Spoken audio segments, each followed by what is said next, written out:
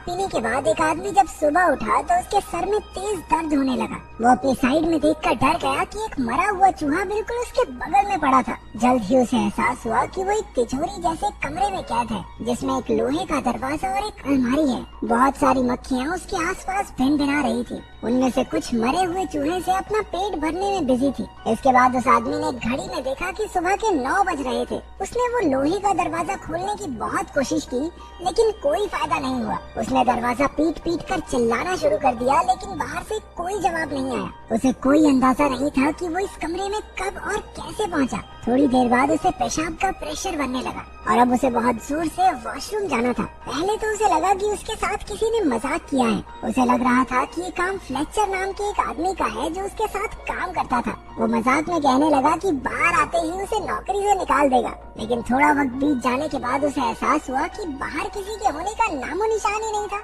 उसने जेब से अपना फोन निकालकर फ्लेचर को कॉल लगाई, लेकिन वहाँ सिग्नल ही नहीं थे। इसका सीधा मतलब ये था कि बाहरी दुनिया से उसका संपर्क पूरी तरह टूट चुका है। उसने कमरे में मौजूद उस लोहे की अलमारी को भी खोलने की कोशिश की, लेकिन वो भी पूरी तरह बंद थी। कमरे में चलकर उसने छिपे हुए कैमरे भी ढूंढने चाहे, लेकिन वहाँ ऐसा कुछ नहीं था। अब उसकी समझ में कुछ नहीं आ रहा था और धीरे धीरे उसका चिड़चिड़ापन गुस्से में बदलने लगा। उसने जोर जोर से अपने कलीग्स पर चिल्लाना शुरू कर दिया। गुस्से से भरकर उसने अपनी बेल्ट उतारी और लोहे का दरवाजा पीटने लगा। कुछ देर बाद वो थक कर रुक गया, क्योंकि उसने एक दिन से कुछ खाया भी नहीं था। उसने चिल्लाकर कहा कि अगर उसे बाहर नहीं निकाला तो वो सबको पुलिस के हवाले कर देगा, लेकिन फिर भी बाहर से कोई जवाब नहीं आया। पूरा एक दिन बीत गया था। अब उसने नींद से उठकर अपना फोन चेक किया, लेकिन फोन भी उसके हाथ से छूटकर नीचे गिरकर टूट गया। वहाँ न खाना था न पानी, इसलिए जिंदा रहने के लिए उसे कुछ तो करना ही था। उसने अपना जूता उतारा और मजबूरी में उसी में पेशाब करके पी गया। अकेलेपन और भूख की वजह से अब वो पागल सा होता जा रहा था।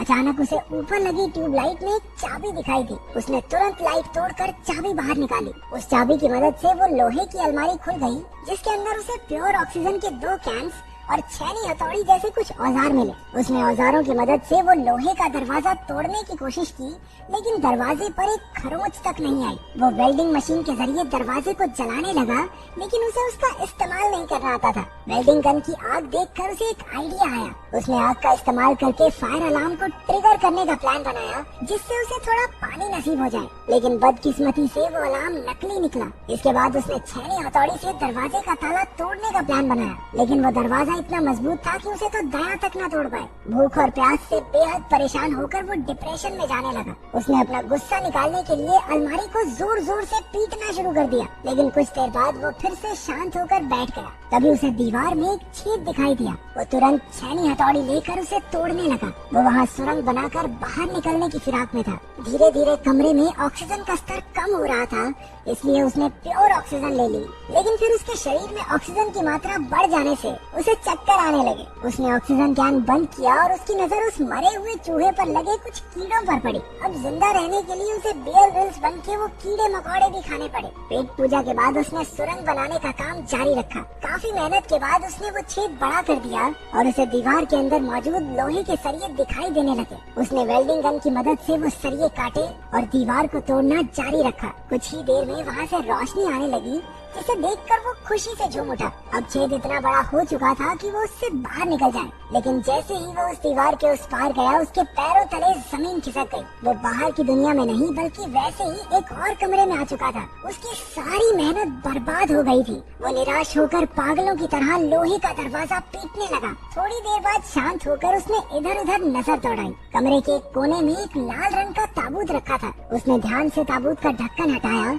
और उसके अंदर एक सुंदर सी लड़की को देखकर उसकी आंखें खुली की खुली रह गई। वो मरी हुई तो नहीं लग रही थी, तो शायद गहरी नींद में सो रही होगी। जब उस आदमी ने लड़की को जगाया तो वो बुरी तरह से डर जाती है। जब उसने उससे बात करने की कोशिश की तो पता चला कि वो एक दूसरे की भाषा नहीं समझते थे। वो लड़की डर कर उसी के पुराने कमरे में जाकर छिप गई। उस आदमी ने उसे कुछ भी समझा पाने की ताकत बची ही नहीं थी, इसलिए उसने ताबूत में ही सोकर रात गुजारने का फैसला किया। लेकिन बीच रात में ही डरी हुई लड़की ने आकर उसे जगा दिया। उसने आदमी को सुरंग का काम जारी रखने का इशारा किया, लेकिन भूख प्यास की वजह से कुछ भी करना उसके लिए नामुमकिन था। इतने दिन काम करते करते उसके हाथों पर भी चोट आ गई थी और उसे अब आराम की सख्त जरूरत थी। उस लड़की ने खुद ही औजार उठाकर सुरंग खोदनी शुरू कर दी, लेकिन ये इतना भी आसान नहीं था। थोड़ी देर बाद उसे पेशाब आ गया और वो दूसरे कमरे की ओर भागी, लेकिन आदमी ने उसे वहीं रोक लिया। वो इशारा करके उसे कुछ समझाने लगा। असल में उसने 3 दिन से पानी नहीं पिया था और उस लड़की का पेशाब उसके लिए बेशकीमती था।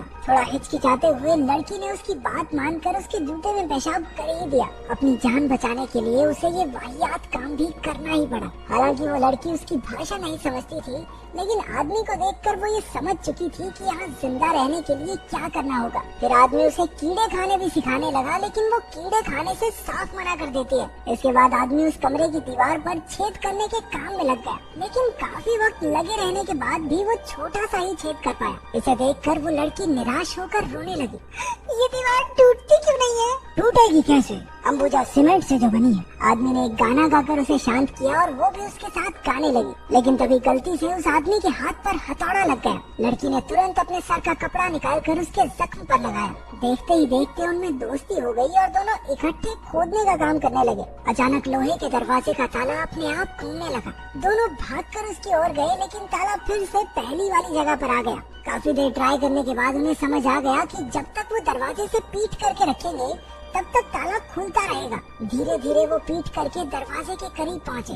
आखिरकार इस तरकीब से दरवाजा खुल गया और दोनों तीसरे कमरे में पहुँच गए। बदकिस्मती से ये भी वैसा ही सेम कमरा था जहाँ एक खाली कब्र रखी गई थी और पहले जैसा ही लोहे का दरवाजा भी था। लड़की ने समझदारी दिखाई और जल्दी से पिछले कमरे से सारे औजार उठाकर ले आई। उन्होंने इस दरवाजे को भी पहले की तरह खोलने की कोशिश की, लेकिन वो जो भी करते दरवाजा बंद ही रहता। अब उनके पास कब्र खोदकर सुरंग बनाने के अलावा कोई रास्ता नहीं बचा था। अब उस आदमी के शरीर में बिल्कुल ताकत नहीं बची थी और वो चक्कर खाकर गिर पड़ा। लड़की अब भी ठीक थी क्योंकि उसने इतना काम नहीं किया था। अब आदमी के शरीर में बुखार आना शुरू हो गया। तभी उसे उन्हें कैद करने वाले की असली इच्छा का एहसास हुआ।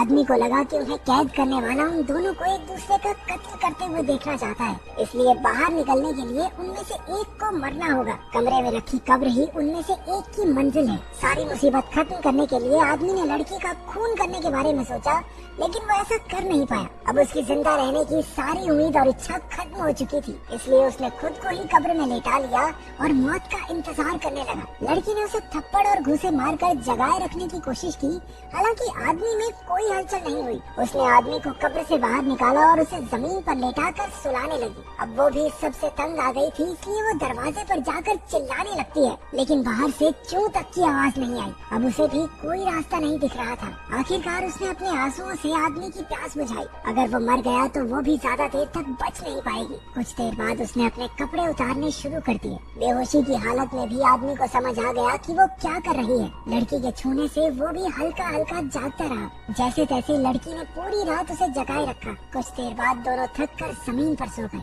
थोड़ी देर बाद जब आदमी की आँख खुली तो उसने देखा कि लड़की उसके पास ही सो रही थी। रेंगते हुए वो दूसरे कमरे तक गया और ताबूत से कपड़ा निकाल कर उसने लड़की को उड़ा दिया। इसके बाद वो कमजोरी से एक बार फिर बेहोश हो गया। अभी उसे ताले के घूमने की आवाज सुनाई दी। दोनों तुरंत उठ गए और पिछली बार की तरह इस बार भी दोनों ने दरवाजे की तरफ पीठ करके आगे बढ़ना शुरू किया। अब आदमी इतना ज्यादा कमजोर हो चुका था कि खुद से चल भी नहीं पा रहा था। लड़की किसी तरह उसे सहारा देकर अपने साथ दरवाजे तक ले जाती है। अचानक इस बार दरवाजा खुल गया और एक बेहद खूबसूरत नजारा उनकी आंखों के सामने आया। लोहे के दरवाजे के बाहर की दुनिया किसी स्वर्ग से कम नहीं थी। चारों ओर बेहद सुंदर झरने, पक्षी और फूल फैले हुए थे। इतना सुंदर नजारा उन्होंने आज तक नहीं देखा था। दोनों ने एक दूसरे की ओर देखा और खुशी से मुस्कुराने लगे। इतनी मुश्किलें सहने के बाद उन्हें आखिर